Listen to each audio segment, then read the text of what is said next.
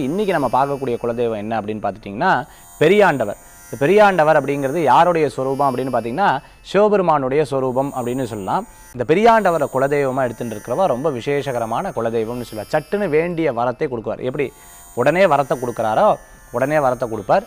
ஒரு சமயம் யாரோ ஒருத்தர் குழந்தை இல்லைன்னு வருத்தப்பட்டவாளுக்கெல்லாம் உடனே அனுகிரகம் பண்ண வரமாக இந்த கதைகள்லாம் நிறைய இருந்துட்டு இருக்கு. பெரியாண்டவரை யார் கும்பிடுறாளோ யார் வணங்குறாரோ அவருக்கு சட்டுன்னு அனுகிரகம் பண்ணுவார். சிவனின் மூர்த்தியாக, சிவனின் சொரூபமாக, சிவனின் பூர்ணமான நிலையாக இருக்கக்கூடியவர். அதாவது இறைவன் தன் நிலையை கொண்டு ஒரு நாழிகை நின்ற சொரூபந்தான் பெரியாண்டவர்னு சொல்லுவான்.